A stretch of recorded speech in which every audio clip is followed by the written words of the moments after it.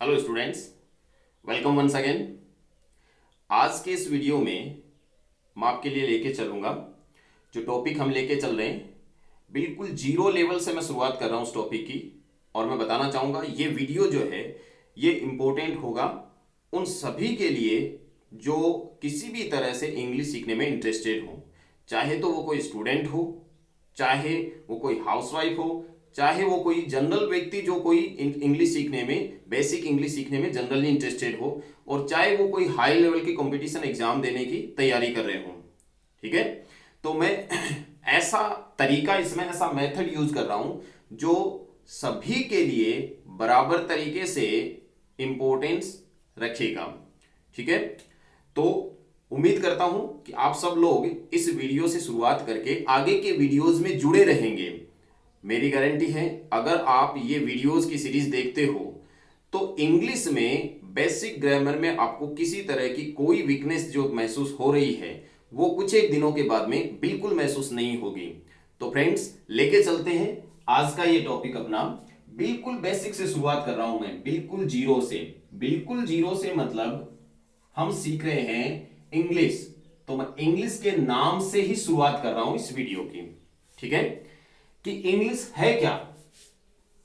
अगर हम इंग्लिश सीखने जा रहे हैं तो सबसे पहले हम ये समझेंगे इंग्लिश है क्या। ठीक है, क्या है इंग्लिश। इंग्लिश आपसे मैं पूछूं तो दो जवाब आएंगे। इंग्लिश एक सब्जेक्ट है। आमतौर पे जो स्टूडेंट्स होंगे वो ये जवाब देंगे कि हमारे एक सब्जेक्ट चलता है जिसका नाम है इंग्लिश। ठीक है, और अगर थोड़ा सा कोई मैच्योर पर्सन होगा तो वो जवाब देगा इंग्लिश क्या है, एक लैंग्वेज है। क्या है, एक लैंग्वेज है। लैंग्वेज, ध्यान देना, प्रोनाउंसिएशन पर विशेष ध्यान रखने की जरूरत है। इंग्लिश अगर आप सीखना चाहते हो तो साथ साथ हम प्रोनाउंसिएशन पर भी फोकस करेंगे। तो क्या है ये, लैंग्वेज नहीं, लैंग्वेज, लैंग्वेज, लगेज, कॉलेज। ठीक है, तो इंग्लिश क्या है, इंग्लिश एक लैंग्वेज है। क्या है, एक भाषा है। ठीक है, और वही भाषा जो है उसको सीखने के लिए एक सब्जेक्ट के रूप में अपने करिकुलम में चलती है। ठीक है, तो इंग्लिश क्या है, बेसिकली इंग्लिश एक लैंग्वेज है। किसकी लैंग्वेज है, आमतौर पर देखें तो ये मूल लैंग्वेज है उन लोगों की जो इंग्लैंड में रहते हैं, हम ये कह सकते हैं। तो अगर इंग्लिश से पहले कभी द लग जाए तो इसका मतलब क्या हो जाता है, द इंग्लिश का मतलब होता है द पीपल ऑफ इंग्लैंड। ठीक है, या फिर हम ये कह सकते हैं the people who speak English. ठीक है, तो द इंग्लिश का मतलब क्या हो गया, द इंग्लिश उन लोगों के लिए इस्तेमाल होगा अगर इससे पहले आर्टिकल द लगता है तो। ठीक है, ये हम आगे सीखेंगे, आगे और बात करेंगे इस बारे में। फिलहाल हम अपने मेन मुद्दे पे आते हैं कि इंग्लिश हम सीखने जा रहे हैं तो हम क्या सीखने जा रहे हैं, हम एक लैंग्वेज सीखने जा रहे हैं। ठीक है, आगे बढ़ते हैं। तो एक लैंग्वेज जब सीखी जाती है तो लैंग्वेज में सबसे पहले हम क्या सीखते हैं, किसी भी लैंग्वेज को, हम हिंदी को ले लें, किसी और लैंग्वेज को ले लें, सबसे पहले उसमें हम क्या सीखते हैं, हम सीखते हैं वर्णमाला। किसी भी लैंग्वेज में हम सबसे पहले पढ़ना शुरू करते हैं उसकी वर्णमाला। ठीक है भाई, हिंदी हमने पढ़ी तो हिंदी में सबसे पहले आप लोगों ने क्या पढ़ा, वर्णमाला। वर्णमाला में क्या, जैसे ए आ ई ये आ गए, कै ख गए ये आ गए। ठीक है, तो ये हमने सबसे पहले सीखना शुरू किया था। ठीक है, जैसे हिंदी में ये वर्णमाला है वैसे ही इंग्लिश की जो वर्णमाला होगी। ठीक है भाई, याद करो आपने सबसे पहले जब अंग्रेजी सीखना शुरू किया किसी भी क्लास में तो सबसे पहले क्या सीखा था आपने, ए सीखा था, उसके बाद बी सीखा, सी सीखा। तो ये क्या है, ये ए बी सी, ये क्या है, ये है वर्ण। ठीक है, तो सबसे पहले हम क्या सीखेंगे, हम सीखेंगे वर्ण। इस वर्ण को इंग्लिश में क्या कहते हैं, लेटर। इस वर्ण को क्या कहते हैं, लेटर। मैं ए से शुरुआत कर रहा हूं, ध्यान देना, एक बार फिर से मैं आपका ध्यान दिलाना चाहूंगा इस बारे में कि मैं ए से शुरू कर रहा हूं। जो पहला अक्षर आपने अपनी एलकेजी क्लास में, अपनी नर्सरी क्लास में, या फिर अपनी जिस भी क्लास में, 6th क्लास में, 5th में आपने जब से इंग्लिश सीखना शुरू किया, जो लेटर सबसे पहले आपने पढ़ा था, आज मैं वहां से शुरुआत कर रहा हूं। लेकिन इसका मतलब ये नहीं है कि मैं आपको नर्सरी लेवल ही पढ़ा के छोड़ूंगा, केवल ABCD सिखाऊंगा। इसका मतलब ये है कि जो कुछ बेसिक एरर्स या बेसिक मिस्टेक्स हम करते हैं, या फिर बेसिक वीकनेस जो रही हुई है हमारी इंग्लिश में, वो वीकनेस कैसे दूर हो सकती है। हम वापस जाते हैं उसी स्तर पे जिस स्तर से हमने वो सीखना शुरू किया था और जहां जहां हमने वो वीकनेस छोड़ी थी। ठीक है, तो बात करते हैं, ये ABC ये क्या है, ये लेटर्स है। ठीक है, हिंदी में इसको कहेंगे वर्ण, इंग्लिश में ये कहलाएगा लेटर। लेटर मतलब वर्ण या अक्षर। ठीक है, हो गई बात।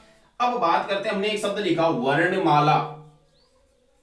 ठीक है, तो ये जो वर्णमाला शब्द है इसको इंग्लिश में क्या कहेंगे भाई, वर्ण मतलब लेटर्स। ठीक है, तो वर्णमाला क्या कहलाएगा, वर्णमाला मतलब हो गया अल्फाबेट। अब यहां ध्यान दो, बहुत ही छोटी सी बात है लेकिन बहुत ही काम की बात है। ठीक है, क्या चीज, अल्फाबेट। मैंने कहा वर्णमाला मतलब अल्फाबेट।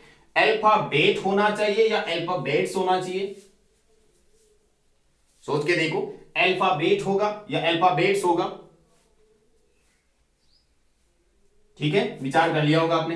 अब ज्यादातर का जवाब आएगा अल्फाबेट्स होगा। ठीक है, जो जवाब गलत होगा। क्यों गलत होगा, अल्फाबेट का मतलब होता है वर्णमाला। ठीक है, जैसा हमने यहां लिखा हुआ है, अल्फाबेट मतलब वर्णमाला। वर्णमाला मतलब वर्णों की माला, वर्णों की माला। वर्णों का मतलब हो गया लेटर्स। ठीक है, लेटर्स, और माला का मतलब हो गया, जैसे हम कहीं गार्लेंड, मतलब एक ग्रुप जिसमें जैसे फूलों की एक माला बना दी हमने, बहुत सारे फूल, उसमें फूल तो बहुत सारे हैं। ठीक है, we take many flowers and make a garland of them, कि उनकी हम एक माला बनाते हैं, तो वो फूल तो बहुत सारे हैं, वैसे ही लेटर्स तो बहुत सारे हैं। ठीक है, लेकिन उन लेटर्स को मिला के जो माला बनी वो तो एक ही है। तो वैसे ही वर्णमाला क्या है, वर्णों का समूह है, उसमें लेटर्स तो बहुत हैं। लेटर्स कितने हैं, इंग्लिश अल्फाबेट में कितने लेटर्स हैं, 26 हैं, 26 हैं। तो लेटर्स तो 26 हैं, लेकिन उनकी माला तो एक ही हुई, तो अल्फाबेट ही होगा ये, अल्फाबेट्स नहीं होगा। तो पहली बात तो ये हो गई कि किसी भी लैंग्वेज की एक ही अल्फाबेट होती है, अल्फाबेट्स नहीं बोलते उनको। आप अगर कंफ्यूज हैं कि अल्फाबेट्स हम इनको बोलते हैं, ABC को अल्फाबेट्स बोलते हैं, नहीं जी, इनको तो हम लेटर्स बोलते हैं, ये अल्फाबेट्स नहीं है, दीज आर लेटर्स ओनली, ये तो केवल लेटर्स हैं। ठीक है, अल्फाबेट क्या है, इन लेटर्स को मिला के जो एक ग्रुप बनता है, पूरे 26 अक्षर जब मिला के हम बोल रहे हैं, उनको एक ग्रुप के रूप में हम देख रहे हैं, उसको हम कहेंगे अल्फाबेट। ठीक है, तो अल्फाबेट होगा, अल्फाबेट्स नहीं होगा। अगली बात करते हैं कि क्या अल्फाबेट शब्द हो ही नहीं सकता। आगे बात करते हैं कि क्या अल्फाबेट शब्द ही गलत है। जी नहीं, गलत नहीं है, ये यूज हो सकता है। कब यूज हो सकता है, किसी भी एक लैंग्वेज की अगर हम बात करें तो उसके लिए अल्फाबेट ही यूज होगा। किसी एक लैंग्वेज में एक ही अल्फाबेट हो सकती है, चाहे वो हिंदी की बात करें, चाहे इंग्लिश की बात करें, चाहे फ्रेंच की बात करें, किसी की भी। लेकिन जब हम अल्फाबेट शब्द लिख रहे हैं तो उसका सेंस कुछ अलग होता है। ठीक है, कैसे, हम अल्फाबेट्स लिखने का मतलब है कि हम एक से ज्यादा लैंग्वेजेस की बात कर रहे हैं। ठीक है, जब हम लैंग्वेजेस की बात कर रहे हैं तो हम उनको अल्फाबेट्स कह सकते हैं। समझ में आ गई होगी बात। ठीक है, कि there is difference between Hindi and English alphabets. समझ गए बात आप। ठीक है, कि हिंदी और इंग्लिश दो की वर्णमालाएं हो गई, दो भाषाओं की हो गई, तो अल्फाबेट्स हो सकता है। लेकिन एक लैंग्वेज की बात करें तो अल्फाबेट ही होगा। तो पहली बात हमने समझ ली कि ये अल्फाबेट होता है। तो हमने सबसे पहले क्या समझा, लैंग्वेज हम सीखना शुरू करते हैं तो सबसे पहले हम क्या सीखते हैं, हम अल्फाबेट सीखते हैं। अल्फाबेट सीखते हैं तो अल्फाबेट में क्या आते हैं, लेटर्स आते हैं। तो सबसे पहले हमने क्या सीखना है, लेटर्स। लेटर्स जो हैं वो दो टाइप के हैं, ये दो भागों में डिवाइड किए हुए हैं। ठीक है, इन लेटर्स से मिलके बनता है अल्फाबेट, और इनको दो भागों में डिवाइड किया हुआ है। ये दो भाग क्या हैं? ये हैं वाउल्स एंड कॉन्सोनेंट्स। क्या है? Vowels and consonants. ये ध्यान देना, ये वाउल है, ठीक है? क्या है? वाउल है, वोविल या वोवल नहीं। तो वाउल्स हिंदी में कहें तो स्वर है, ठीक है? स्वर ध्वनि वाले लेटर्स कितने हैं? ये हैं 5, ठीक है?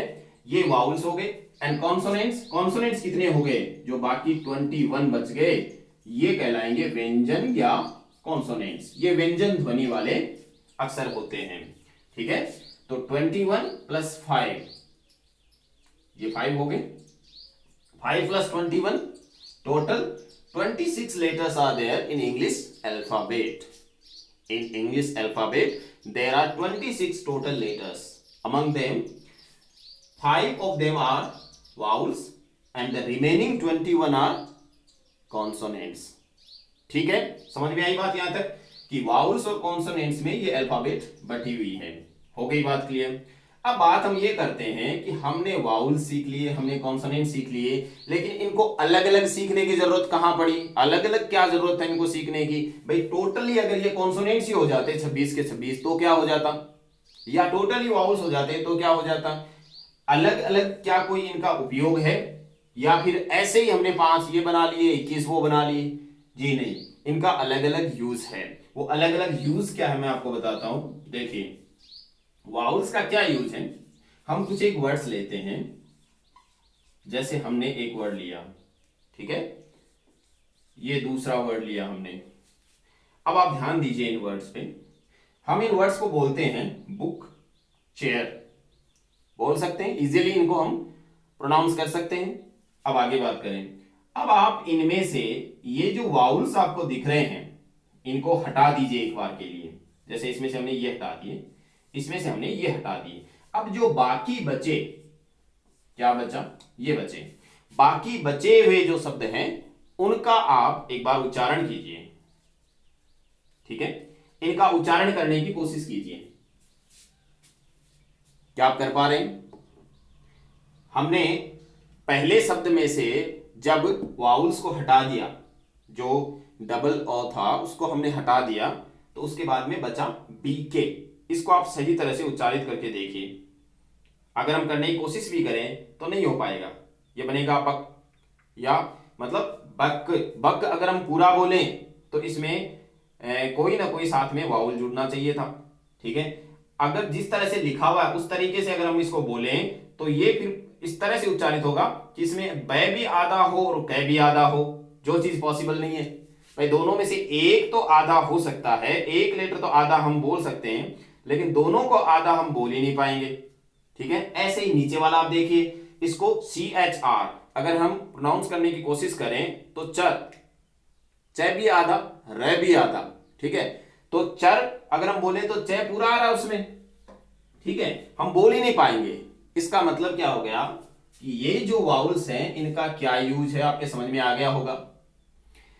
वाउल्स का काम है कॉन्सोनेंट्स के साथ में मिलकर शब्द का उच्चारण बनाना। मतलब पहली बात तो ये होगी वाउल्स का काम है स्पेलिंग बनाना, ठीक है? कॉन्सोनेंट्स के साथ में ये मिलेंगे और स्पेलिंग बनाएंगे एक शब्द की, ठीक है? अब उस स्पेलिंग में वाउल्स का क्या रोल है? उसका रोल है उस शब्द का प्रॉपर प्रोनाउंसिएशन करने के लिए, प्रॉपर प्रोनाउंसिएशन के लिए वाउल्स जरूरी है। अगर वाउल्स नहीं होंगे तो उसका प्रोनाउंसिएशन हो नहीं पाएगा, ठीक है? हो गई बात क्लियर? तो वाउल्स हमने सीख लिए, कॉन्सोनेंट्स हमने सीख लिए। जब हम वाउल्स और कॉन्सोनेंट्स को मिलाते हैं तो क्या बनते हैं? शब्द बनते हैं। हमने आगे क्या सीखा फिर? शब्द बनाना। सबसे पहले हमने क्या सीखा? अक्षर, लेटर्स, ठीक है? लेटर्स हमने 26 सीख लिए टोटल। उसके बाद में उन लेटर्स का क्या यूज करना सीखा हमने, उनके शब्द बनाना कैसे। ए सीख लिया हमने, बी सीख लिया, सी सीख लिया। उसके बाद में आगे क्या सीखा हमने कि ए फॉर एप्पल। अब एप्पल जो है वो क्या है? एप्पल एक ग्रुप है इन लेटर्स का। इसको हमने क्या किया? ए को, पी को, पी को, एल को, ई को एक जगह कर दिया। इनको, ये एक्चुअली क्या है? वाउल्स एंड कॉन्सोनेंट्स हैं। इनको जब एक जगह कर दिया तो इनका जो ग्रुप बना उसे हम क्या कहेंगे? वर्ड कहेंगे। ठीक है, तो अगली चीज हमने अगली स्टेप में हमने क्या सीखी, वर्ड्स बनाना। हो गई बात क्लियर। अब वर्ड्स जो है उसमें वाउल्स की इंपॉर्टेंस क्या है, शब्द का उच्चारण बनाना। तो इसका मतलब क्या आप ये समझते हो कि कोई भी शब्द जिसमें कोई ना कोई वाउल नहीं आया हो वो हो ही नहीं सकता, उसको हम शब्द कह ही नहीं सकते। ठीक है, ये बात काफी हद तक तो सही है, लेकिन 100% सही नहीं है। मतलब हम ये कह सकते हैं कि हाँ, वाउल का रोल ये है कि वो किसी कॉन्सोनेंट के साथ में मिलकर और उस शब्द का उच्चारण बनाता है, उसकी प्रॉपर स्पेलिंग बनाता है और उसका उच्चारण बनाता है। ठीक है, लेकिन हम ये नहीं कह सकते 100% कि बिना वाउल के कोई शब्द हो ही नहीं सकता।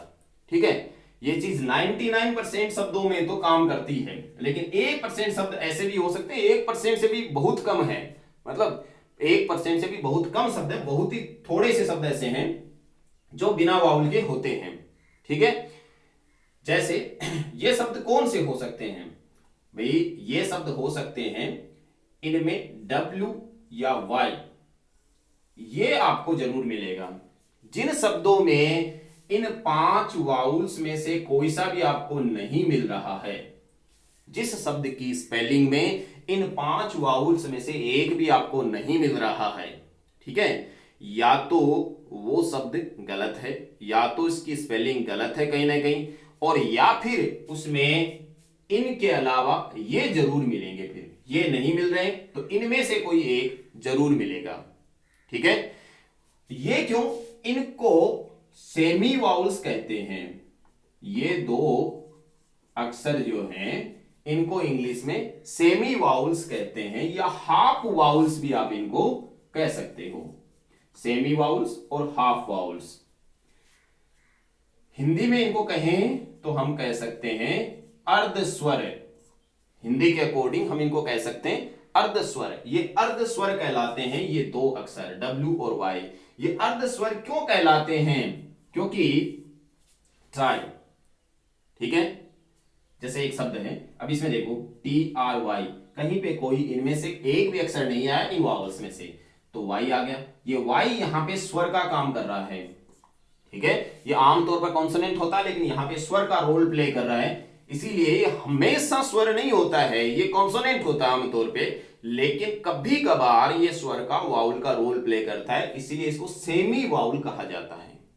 ठीक है, तो इस तरह के शब्द ट्राई हो गया, भाई हो गया, या फिर जैसे माई, बाई, ठीक है, ये सारे शब्द जिनमें वाई आ रहा है। एक शब्द होता है इससे WINN, ठीक है, जिसमें ये वाई भी आ रहा है, W भी आ रहा है, लेकिन इनमें से कोई नहीं आ रहा है। ठीक है, रिदम हो गया, जैसे हम रिदम लिखते हैं, ठीक है, रिदम है ना, लय जो होती है।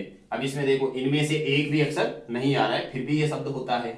ठीक है, तो क्या समझे हम कि आमतौर पर वाउल्स का काम होता है कॉन्सोनेंट्स के साथ में मिलकर उस शब्द का उच्चारण बनाना, उस शब्द की प्रॉपर स्पेलिंग बनाना, लेकिन कभी कभार इन वाउल्स का काम ये दो कॉन्सोनेंट्स भी करते हैं। अगर इनमें से कोई सा नहीं आ रहा है तो उस स्थिति में इनमें से कोई एक ना एक अक्षर आपको मिलता है उस स्पेलिंग में। ठीक है, इसीलिए इन दो को हम सेमी वाउल्स कहते हैं इंग्लिश के, या हाफ वाउल्स भी आप कह सकते हो, हिंदी में कहें तो ये अर्धस्वर कहलाते हैं। हो गई बात क्लियर। तो वाउल्स और कॉन्सोनेंट्स मिलकर क्या बनेंगे, शब्द बनेंगे, वर्ड्स बनेंगे। ठीक है, हमने पहली स्टेप फर्स्ट हमने सीखी लेटर्स, मतलब हमने अल्फाबेट सीखी इंग्लिश की। ठीक है, हमने अल्फाबेट सीख ली, पूरी 26 अक्षर हमें आने लग गए। उसके बाद में उन 26 अक्षरों का यूज कैसे करना है, हमने सेकंड स्टेप में वो चीज सीखी। क्या सीखा सेकंड स्टेप में, हमने लेटर प्लस लेटर मिलाकर वर्ड्स बनाना सीखा। क्या सीखा, वर्ड बनाना। ठीक है, अब आगे बढ़ते हैं स्टेप 3। जब हम वर्ड सीख गए बहुत सारे, आज भी हम सीखना वैसे ही जारी रखे हुए हैं, अभी भी हमने वर्ड्स को सीखना बंद नहीं किया है। जिंदगी भर नए नए शब्द अपने सामने आते रहते हैं, हम उनको सीखते रहते हैं। ठीक है, अब थर्ड स्टेप में हम क्या सीखते हैं? थर्ड स्टेप में हम सीखते हैं एक वर्ड के साथ दूसरा वर्ड मिलेगा तो क्या बनेगा। ठीक है भाई, बेसिकली अगर देखा जाए तो लैंग्वेज हम सीखने जा रहे हैं, इंग्लिश लैंग्वेज हम सीख रहे हैं। ठीक है, लैंग्वेज क्या है? भाषा है। और भाषा मतलब क्या है? बात को, अपनी सूचनाएं जो है, इंफॉर्मेशन जो है, उसको किसी के सामने रखने की कला या किसी के द्वारा रखी हुई बात को समझने की कला ही भाषा है। ठीक है, हम जो बात रखते हैं, ठीक है, जो भी इंफॉर्मेशन हम रखते हैं किसी के सामने या कोई हमारे सामने रखता है, वो किस रूप में होती है? वो बात के रूप में होती है। और बात जो है आमतौर पर सेंटेंस के रूप में, वाक्य के रूप में होती है। ठीक है, तो इंग्लिश सीखने का मतलब क्या है? अगर हम वाक्य बनाना सीख गए इंग्लिश में तो इसका मतलब इंग्लिश सीख गए। भाई ज्यादा से ज्यादा क्या सीखना होता है अपने को? कि हम इंग्लिश में पैराग्राफ लिखना है भाई अपने को, कि मेरे को इंग्लिश आती है, देखो मैं ये पैराग्राफ लिख के दिखा दूंगा, मैं ये ऐसे टाइप ऐसे लिख के दिखा दूंगा आपको, या मैं ये स्पीच दे के आपको दिखा दूंगा इंग्लिश में। तो उससे हम ये साबित करना चाहते हैं कि ये इंग्लिश मुझे आती है। ठीक है, अब पैराग्राफ, ऐसे, स्पीच जो भी हम लिखेंगे, जो भी हम बोलेंगे, वो किससे मिलकर बनता है? वो बहुत सारे सेंटेंसेस से मिलकर बनता है। उसमें बहुत सारे सेंटेंसेस होते हैं, वाक्य होते हैं। ठीक है, तो इसका मतलब ये हो गया कि अगर हम जो वाक्य इस्तेमाल कर रहे हैं किसी भी स्पीच में या किसी भी ऐसे में, किसी भी तरह के कंपोजिशन में हम वाक्य जो इस्तेमाल कर रहे हैं, वो वाक्य अगर पूर्णतया सही हो तो इसका मतलब हमारी इंग्लिश प्रॉपर है, हम सही इंग्लिश जान गए हैं। ठीक है, तो वो जो वाक्य बनते हैं, हम उन वाक्यों को बनाने के लिए उनके जो पार्ट्स हैं अलग अलग, उन पार्ट्स के बारे में प्रॉपर जानकारी पहले लेते हैं, फिर उन पार्ट्स को हम एक साथ जोड़ देंगे। जैसे हमें कोई भी चीज, कोई मशीन बनानी है, ठीक है, कोई खिलौना बनाना है, तो उसके अलग अलग पार्ट्स बिखरे हुए होते हैं। उन पार्ट्स को हम लेते हैं, कौन सा पार्ट कहां लगाना है। हमें एक टॉय कार बनानी है तो उस कार के जो टायर हैं वो हमें कहां लगाने हैं। ठीक है, उसकी जो हम कह सकते हैं सामने की जो विंड स्क्रीन है वो हमें कहां लगानी है। वो सारे अगर हमने प्रॉपर प्लेस पे लगा दिए तो इसका मतलब वो टॉय जो है अपनी प्रॉपर शेप में आ जाएगा। तो वैसे ही एक सेंटेंस जो होता है, उस सेंटेंस का प्रत्येक पार्ट अगर हम सही तरीके से सीख गए और उनको प्रॉपर प्लेस पे एडजस्ट करना हम सीख गए तो इसका मतलब वो सेंटेंस प्रॉपर हो जाएगा। ठीक है, तो हम बात करते हैं कि जब वर्ड से वर्ड मिलेगा तो क्या बनेगा। आमतौर पर आप लोगों का जवाब आएगा सेंटेंस बनेगा। ठीक है, जो जवाब सही तो है लेकिन पूरी तरह से सही नहीं है, अर्ध सत्य है। पूरी तरह से सही कैसे नहीं है? वर्ड से वर्ड मिलकर सेंटेंस ही बने ये जरूरी नहीं है। सेंटेंस बन सकता है लेकिन हमेशा सेंटेंस ही बने ये जरूरी नहीं है। सेंटेंस बन सकता है तो सेंटेंस के अलावा भी कुछ बन सकता है। सेंटेंस के अलावा क्या बन सकता है? क्लोज भी तो बन सकता है। सीधा सेंटेंस बन जाए एक वर्ड के साथ दूसरा वर्ड मिलते ही, ये जरूरी नहीं है। ठीक है, कभी क्लॉज में भी वो तब्दील हो सकता है। ठीक है, और जरूरी नहीं है कि सेंटेंस और क्लॉज ही बने, कभी वो फ्रेज भी रह सकता है।